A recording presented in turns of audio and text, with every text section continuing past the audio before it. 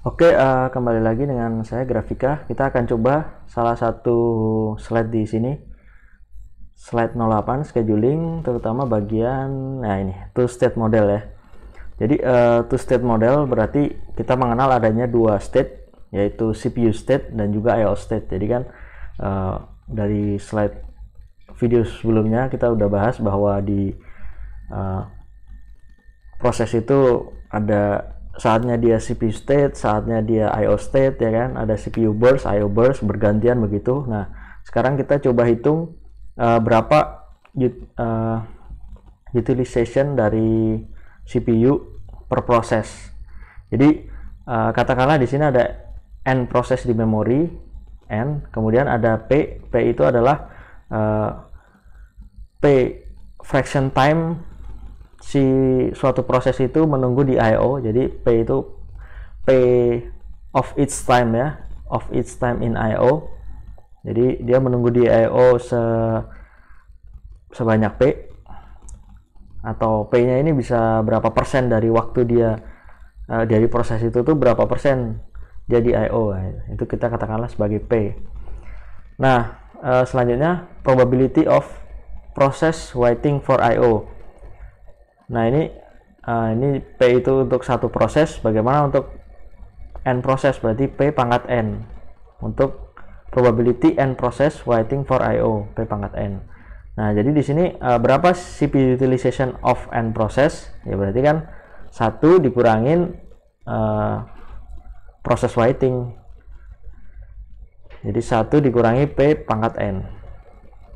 Nah, ini kan untuk n proses. Untuk one proses berapa ya? Tinggal dibagi 1 min P pangkat n per n ya, per n proses. Nah, sebagai contoh, katakanlah si P-nya itu atau time fraction si proses menunggu di I/O itu 60%.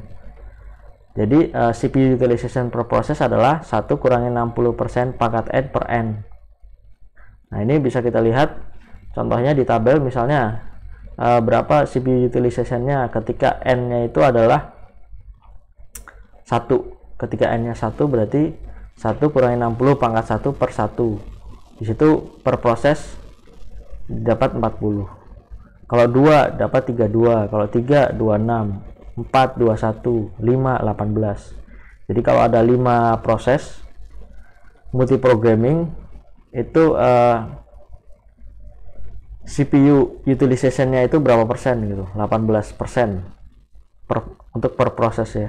Jadi 1 dikurangi 60 pangkat 1 dikurangi 60 pangkat 5 per 5. Itu nanti hasilnya adalah 18. Jadi bayangannya kalau ada 5 concurrent proses, jika total waktu ini kita anggap sebagai 100 second, maka setiap for each process CPU time akan habis 80 second atau akan dipakai selama 80 second untuk setiap proses. Oke, kira-kira seperti itu. Nah, untuk lebih jelasnya kalian bisa lihat di operating system yang di Karang Tannenbaum 1997 halaman 193 sampai 195 ya. Kalian bisa baca.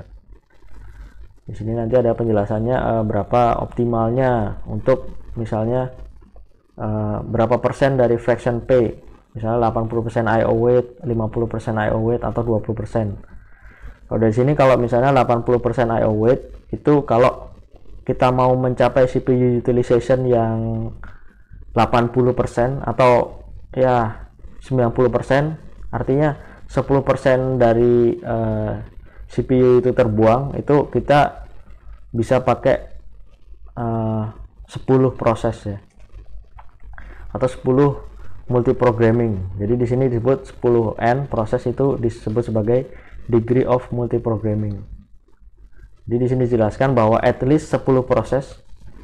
Jadi if process spend 80% of their time waiting I/O, jadi kalau 80% dari proses itu, waktu dari suatu proses itu menunggu I/O, maka at least 10 proses harus ada di memori untuk mendapatkan utilitas CPU di atas 80 atau katakanlah 90. Jadi hanya 10% dari CPU yang terbuang ya. Oke, kira-kira seperti itu untuk penjelasan kali ini. Sampai jumpa di video selanjutnya.